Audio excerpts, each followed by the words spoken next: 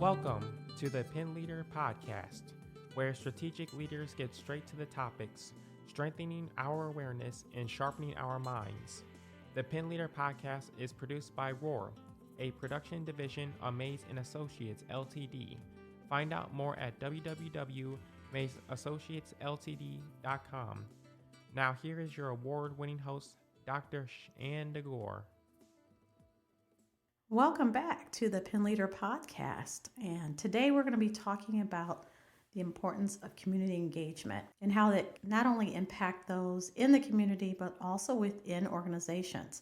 And I have today with me Mr. Reginald Temple, who is a seasoned financial professional with more than 25 years experience in banking and financial services. He currently holds the position of Vice President and Director of Community Development at Premier Bank. He's earned his bachelor's in communications from the University of Toledo, completed an MBA with a specialization in community economic development from Southern New Hampshire University, and he's also graduated from the Barrett Graduate School of Banking program at Christian Brothers University in Memphis, Tennessee. He's had not only this experience in banking, but also with so much in community engagement with his role. And so I'm excited to have him with me. Hello, Reginald. Good afternoon. Thank you for having me. Excellent. So I'm going to start off with a question. What are you passionate about? So many different topics, but right there at the top is just community, all the different aspects of community. So my role is all about community. We have a responsibility as a financial institution and an anchor institution to hold our weight in the community. It shines through. One of the things that you learn real quick when you work for a large company is that it is oftentimes hard to separate yourself from the company. And so whether I am walking around with branded clothing on or not, once people know that you work for, in my case, Premier Bank, I'm viewed as somebody that is Premier Bank no matter where I go. I have to be genuine whenever I'm active in the community. And so I do a lot to give back to the community via board positions or fraternal organizations if the opportunity arises. So giving back to the community, understanding where the need is, and trying to do my best to address those needs in various ways. And I think that giving back, especially in the positions you have, it might be a natural fit because it's in your job description, but you go so far beyond your job description because of being on councils and committees and a number of nonprofit organizations. Can you talk about how you even got into that role and became a leader within these areas? Sure. So the one thing about being the director of community development, what it allows me to do is be authentic.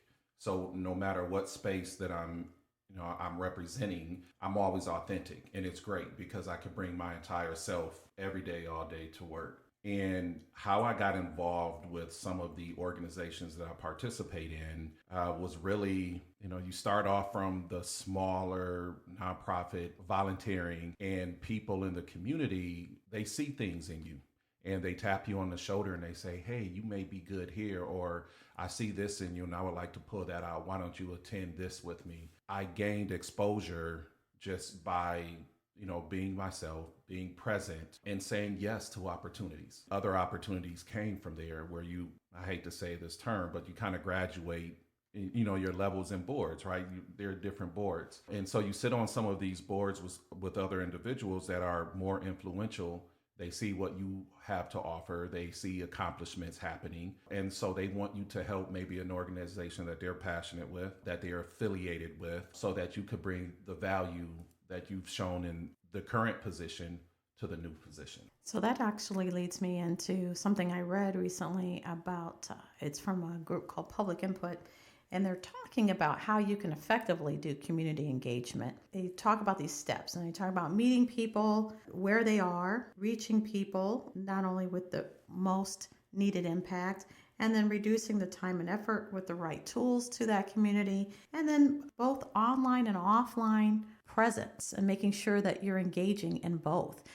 Can you speak to a little bit about what you see in those areas? I don't know if you agree with Public Input when they are sharing that. First of all, you are going to always have a lot of hard work in front of you when you're talking about community engagement. There's so many different needs out there.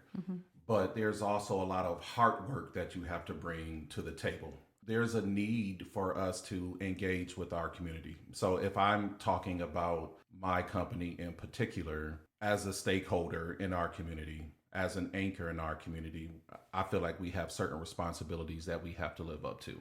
And so we have to go out, we have to talk to other stakeholders and see what it is that they are trying to attack, how we can help them accomplish their missions, because that will help us get to ours, right? We can't do everything in the community by ourselves, but we're also not experts on everything that, taking place in the community or needs to take place.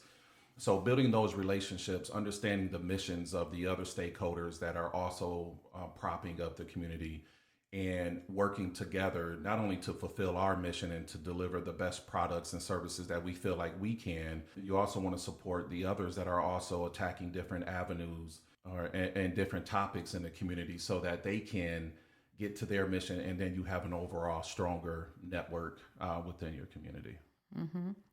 Thinking about some of the strongest partners and stakeholders, what would you say if you're a leader and you're attempting to do more community engagement? You want to reach more audiences. You want to make sure to give back. How would you go about doing it? What are the 3 steps to try to go out there and increase that? What would you suggest? Well, first of all, I'm a strong believer in finding out what your passion is. You can't volunteer. You can't give back if your heart's not there. Right. So I can understand that my passion is around financial literacy, advocacy, home ownership, things along those lines in some aspects. But I also know what I don't have a passion for, what I don't have an interest in. So, trying to stay in my lane, so to speak, and my passion, and I try to step outside of that to make your intentions and your desires known, right? And let individuals that are already in that space, let them know that you would like to help and that you're willing, able, and available to help. And then lastly, do what you say you're going to do. If you say you're going to help, if you say you're going to be present or support, then you need to absolutely do that so that your word has value as you move forward. Because as I said earlier, you will put yourself in a space where you have other individuals that are looking at you, sizing up your value to see if they can attach themselves to you, your effort, your brand, whatever the case may be. But if your word is not solid, that will be the end of that. So that makes me think of individuals who could be out there thinking, well, I'm in 15 organizations, and they might lead 10 of those 15 organizations, and they may be everywhere but nowhere because those organizations need input and need leadership. Can you talk to the ability to say no? A moment of discernment needs to happen. What would you suggest to those leaders who really are everywhere but I would say nowhere, but not engaged in the way you described? Saying no that's a learned action, right? And you're eager, and when you're early in your career, you don't want to say no because you don't want to miss out on anything. You fear, if I say no to this opportunity, I won't get another opportunity. And next thing you know, you're on 10 boards, you're in 10 different functions, you're fundraising for 10 different events, and you're absolutely burned out, and you kind of lost focus on, what should be the main thing, which is your career, your job, right? Your involvement should be a byproduct of what it is that you're responsible for day in and day out. An individual, I feel, will get to a point where they have to say no. Like the decision is made for them to say no because you no longer have the capacity to say yes. And then once you get to that point of saying no, now you have to decide, how do I downsize? What's really important? What can I step away from? And that is where I feel my growth in leadership started to happen, because then I started to look around me and say, well, I don't want to just leave this organization high and dry. So who can I bring to the table? Who can I bring up? And I really think that's where my leadership growth started.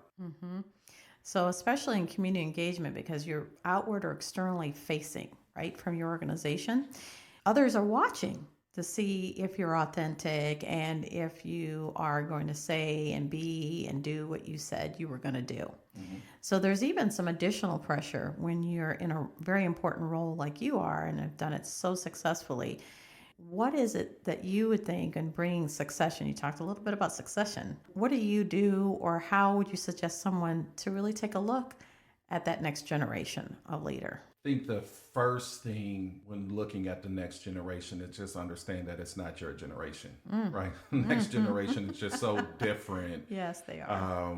Than, my generation, and my generation is different than the generation that came before me. So, and it's oftentimes said like, oh, these new kids or this new generation is this or that, differently influenced than what we were, right? So the new generation is more tech savvy because tech was in their hands a lot sooner than it was in ours. And, so examples like that, but looking at how do we pull up the next generation, how do you create leaders from the next generation, is just understanding who they are, what makes them tick, and don't try to force them into the box of our generation, right? See what their value is, see what them being tech savvy or them being a little bit more free, right? So maybe we're more structured in how we are moving here, there. They may be more free. If you try to understand what it is that one they're trying to accomplish, what makes them tick, and the value that they bring in,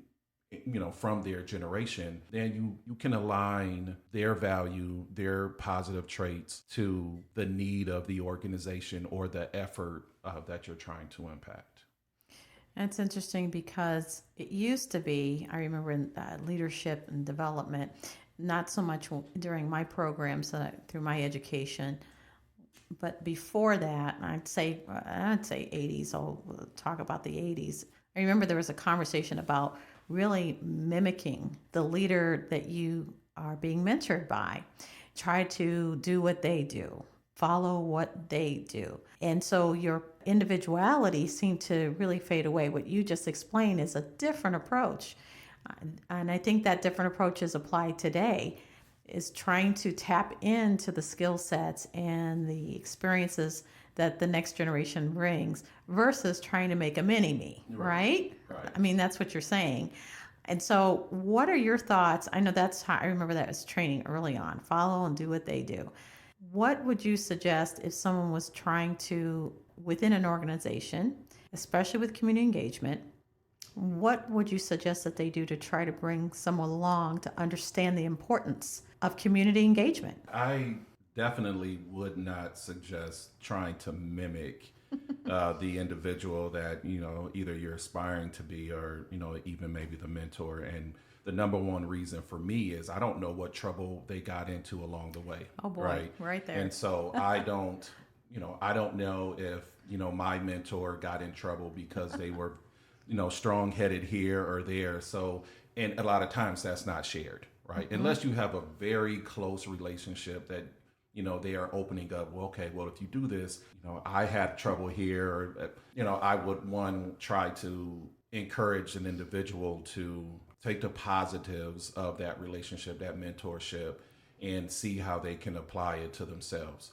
Now, if an individual is looking to get involved in community engagement, or if I am trying to pull someone in, again, I have to identify the passion that's driving them, and I also have to make sure that they have the heart for it. So when you're talking community engagement, and then I'm going to drop the engagement piece. And when we're talking about community, there's a lot there, and there's impact to people's livelihood, to people's jobs, to people, community could be, the needs of community could be housing, it could be nutrition, it could be health. If you don't have the heart to really put it out there and to commit to it, you could be really doing damage to someone's livelihood. And if you start working with an organization and they allow you the privilege to gain access to the folks that they're serving, then you don't want to misplace their trust, which in turn impacts the trust that that individual has for the organization. There's a huge responsibility when you are saying that, I'm in community or I want to be engaged, because it's all about seeing it through. From start to finish, and it's all about being authentic. And so if I'm going to bring someone into that, I have to see that. That's the one thing that I want to make sure is present. I can work with that's different. That's not how I would have done it, but we can work through that, because there's more than one way to accomplish a goal. But if without that passion, without the heart, it's going to be very hard for me to actively and continuously try to bring you along, because that's very much needed. It would also mean that your brand is at stake too, because it doesn't appear that someone would be engaged and you're bringing them, they're looking at you, well, if you bring them into my community, I trust you because you have follow through and you've built relationships, where the other individual is really, we're not quite at trust with them, but because you brought them, they have some level of credibility. But you can lose that credibility in community very easily if you don't follow through.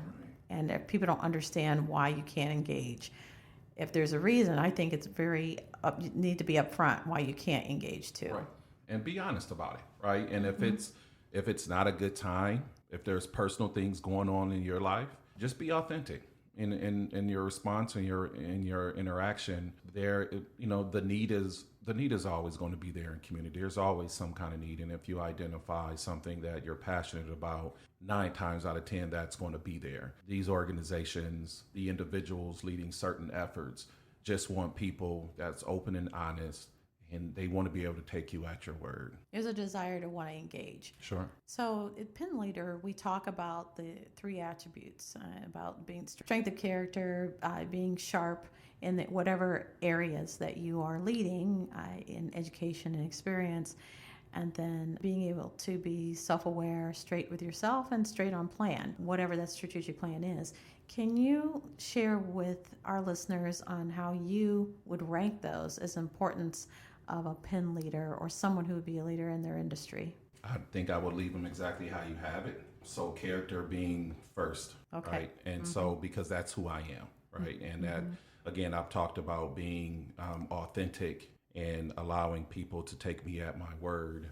And so I would most definitely want to put that first. And then being aware is all about, I view that as capacity, right? So with my character and being able to say this is where I'm going to be, but also being aware of what I have going on in my world, and then being able and responsible enough to be able to step away if I have to be able to speak up at the table if I can do more. I don't think that I would. I think you kind of set me up like that to see if I would change it, but no, I wouldn't. I did not set you up, my friend. I wouldn't change those at all. Well, I can't say thank you enough for coming on and really talking about how important it is for community engagement. I know it's your passion and it comes through in your leadership. I think it's important for our listeners to know that if they haven't done community engagement, or if they've thought about it, or they're trying to encourage within their organization to do community engagement, how rewarding it truly can be, and especially in giving back to communities. So thank you for coming on the show. Thank you for having me. I certainly appreciate the opportunity to get here and chat with you. Excellent. For those that are listening, please don't forget to subscribe. We're glad that you're listening to the topics, the very relevant topics that we carry on the show, and that we're always getting straight to the point, bring more awareness to these topic areas, and of course, strengthen your awareness and sharpening your minds. So until next time. The PinLeader podcast is hosted by Dr. Shanda Gore and brought to you by Mays & Associates LTD, creating customized solutions for growth in the areas of leadership development, strategic planning, and culture building. Find out more at www.maysassociatesltd.com. Don't forget to subscribe to the PinLeader podcast and share with others.